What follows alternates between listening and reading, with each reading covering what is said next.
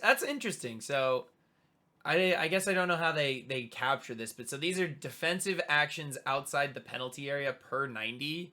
Ederson hasn't even had one, so I mean, I think he's quick to like play out of the back and like hold a high line, but he's also very quick to get back to his line. It seems like because his average distance out is quite a bit higher than the other guys who don't have any outside the penalty area. Um, Defensive actions outside the penalty area because most of them are like the Travers, Fabianski, and Mendy who are all line sitters, and then Ederson and Lloris who both sit about 15 or so yards out, which is a little bit further than I think that they're right about average. It's interesting. It's a very low like it's a small sample size for now too But because I mean, I feel like with the more granular stats, you mhm, honestly can get a clearer idea of like what a team's actually trying to do. Like yeah, goal kicks to me is like a very clear like, oh, okay, like you're blasting them or you're playing short or you're doing a mix of that. yeah, That is something even after, 3 games or a game. But like yeah. So on it goal tells you a kicks, little bit. yeah, the average length of the goal kick for Ramsdale for the highest average length of goal kick is Ramsdale at 73 because that dude has a freaking leg on him. But he's also only attempted 9 goal kicks. So I mean it does make sense, but it seems like in goal kicks he's not like he'll play it out of the back it seems and hold a pretty high line, but it doesn't seem like they're using goal kicks to like play out of the back very much. It seems like he's just ready to hoof it up there and then kind of play from there. And same with Sanchez, who's attempted way more goal kicks, but hoofs it about 71 yards on average. So it seems like he's really not trying to mess around with goal kicks. He just wants to get it up there, not get too Mm. cute with it. I'd be curious to know what the stats are for like just the goal kick stats if your team is behind or if your team is winning or if you're in a because Yeah, I like wonder if you I feel can like it look at those. probably changes the kind because like for Arsenal thus far like we haven't like been behind in a game yet and Yeah, like that's awesome but like it's obviously not going to be like that for the whole season so right. like how is the system going to change how are the like decisions going to change because That is interesting maybe if it's because a you'd think if you're attempting less goal kicks and they're on average way longer, I mean you could probably and you've been up like in every game most of the season. Like Arsenal, not only have they been winning, they haven't really been down in any games. Like they haven't had to like yeah come back and fight for anything. So or they've just like been sort of be nervous about keeping the ball or like exactly.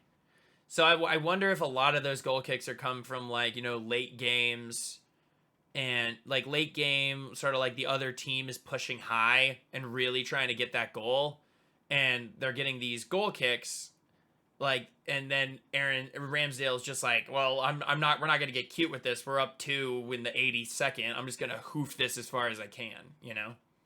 hmm.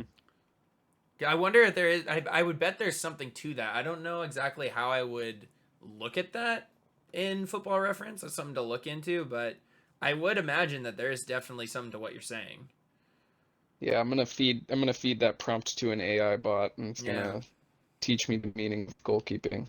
Yeah, it's gonna teach you how to be a good goalie. I mean, if there's anything that I've learned of playing goalie for like 20 years, yeah, 20 years. Well, it's 20 years. Call it 20 years. Is that you can learn it by reading spreadsheets. It's really easy. It's really easy. You Um, can just like lay down on certain shots because you just know that the probability is so low that exactly. Well, the probability of that of a specific shot going to a specific place is like you read those and then you're like, well, I'm just gonna block the lower right hand side because then that's where shots mostly go, right? you like concede like 5 goals in a game. You're like, dude, don't look at me. The But the XG was like metrics, 2.1. the metrics, Bernie, the metrics. Yeah, it is interesting though. So it's like Hugo Lloris has had 26 attempted goal kicks, but his average length of his goal kick is only 26 yards. So he's clearly Tottenham's clearly using goal kicks differently than other teams. And I think and even Travers is that same too. Kind of a lot of these, I wouldn't even say these are guys who've gotten peppered necessarily. Like Jose Sa is kind of flirting at that 30. Travers is flirting around 30. So it seems like a lot of these teams who are potentially getting a little bit more peppered are, well, Dean Henderson though, his average length of 52, so he's still hoofing these. He's just had to deal with a lot more attempts, or goal kick attempts. Interesting. All right, now we got to take a look at crosses. So who's seen who would you guess of all that we talked about, who has seen the most attempted crosses into the penalty area? I'll give you a hint. You can probably guess. Is it Dean Henderson? He's second. Is it De Gea? No. It's Travers. Oh God. Bournemouth getting Travers. Bournemouth are getting peppered out here. But again, like you said, I mean, they've had to go against Man City and Arsenal back to back. That's, that'll make your stats look bad as a keeper, I think. And he kept a clean. In fairness to him too, he kept a clean sheet against Villa, so that's fun. And I mean, I'll go over all this again later in the season. I'll probably wait until like the halfway point of the season to go over this again. But hold on, where was I? Yeah, it's Bryce's too early keeper rankings. Way too early keeper. Not just so that we can do that. But yeah. Way too early keeper reactions. Statistical reactions, yeah. But so crosses. So number of crosses independently area that were successfully stopped by the keeper. So Mark Travers still has this, but I think that's only on the basis of he's seen so many that when you see 35 compared to like let's say Robert Sanchez's 25 or Danny Ward's 15, it's not saying much. Those are just accumulation stats. I am interested to see. So here's the percentage of crosses into the penalty area that were. This is a percentage of stopped crosses into the penalty area. So I'm not really. I would count this, but he's been pretty good. But he had to come out of that second game. I think it was either the first game or the second game, but it was Fabianski had to come out. But he's only seen 13 crosses, but he's effectively single-handedly stopped 4 of them, which is pretty good. And then Danny Ward has seen 15 and stopped 2 of them for 13% successful stoppage.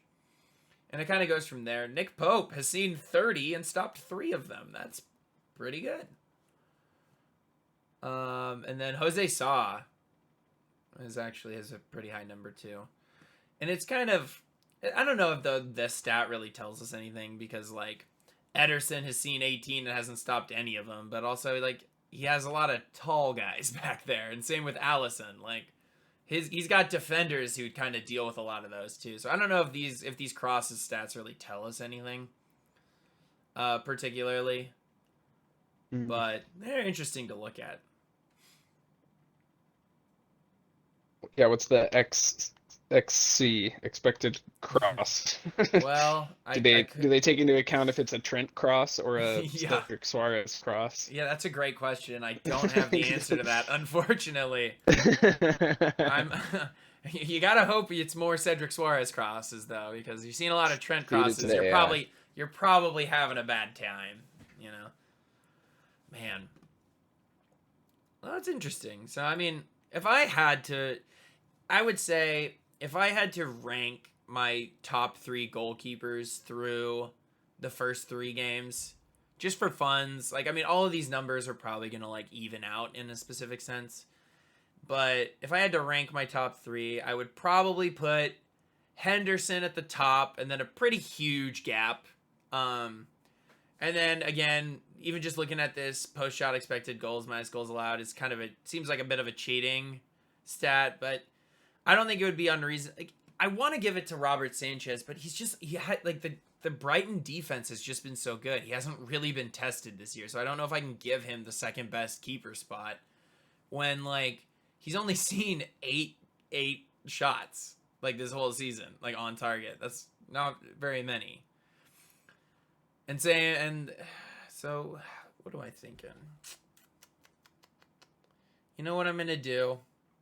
I'm gonna Alex give Turner number 2 and Zach Steffen number 3. all Americans except Dean Henderson.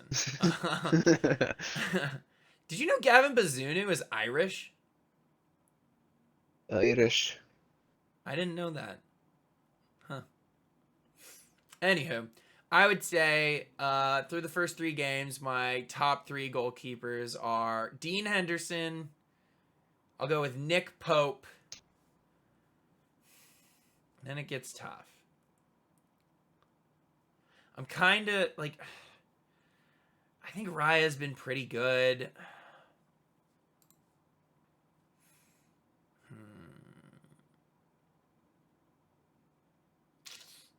I'm going to give it. Tell you who hasn't conceded a goal and will not concede a goal this entire Premier League season is Kasper Schmeichel. That's so, true. He's been, consider that in your rankings. I think he hasn't conceded anything. I wonder if Kasper Schmeichel just saw the roster of this Leicester team and was just like, nah, you know what, Danny can handle this. I'm out. Like, I'm gonna go to France and retire. Like, I'm gonna go get paid a bunch of money to go play in a farmers league and just like have my summers in Nice. All right. Focus up, Bryce. All right, so here's what we're going to do. We're going to give number 1, Dean Henderson. Number 2, we're going to go Nick Pope. And number 3, because I am Leeds pilled, I'm in my Jesse Marsh era. Brendan Aronson is the truth. I'm going to go Ilon Meslier as my number 3 keeper through the first 3 games. So it goes Henderson, Pope, Meslier.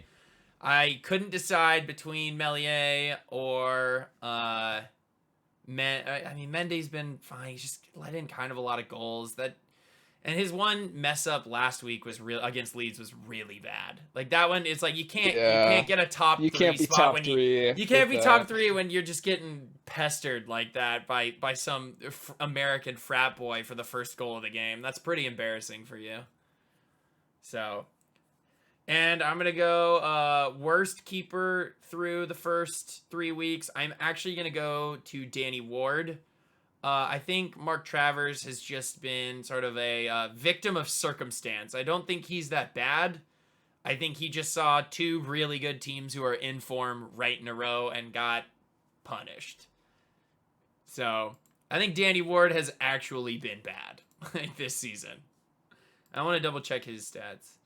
Yeah, he's gone up against Brentford, Arsenal, and Southampton, and has given up 8 goals. I mean, the 4 to Arsenal is like, yeah, Arsenal's like just in incredible form, so that's tough. But giving up 2 and 3 and 2 and 3 to Brentford and Southampton both is pretty f***ing embarrassing. So, Danny Ward, you're my worst of the first 3 weeks. Tough L, my guy. Danny Ward, you're mid. You're mid, son. You're basic. Yeah. Danny Ward. Farmers League. Danny Ward. Danny Ward. Danny Ward, relegation. Danny Ward, championship level goalkeeper. Ugh. All right. Well, that was fun, Ben. I'm gonna call it there. I'm gonna stop this recording and we'll do it. Thanks for coming on Bryce's Keeper Corner, my guy. Yeah. I hope you enjoyed yourself while playing PUBG and not just yelling stats at you. I honestly am surprised how composed I stayed. There were some intense moments there. No, you were great. You did a great job. And also just like my heart beating out of my chest. True. All right.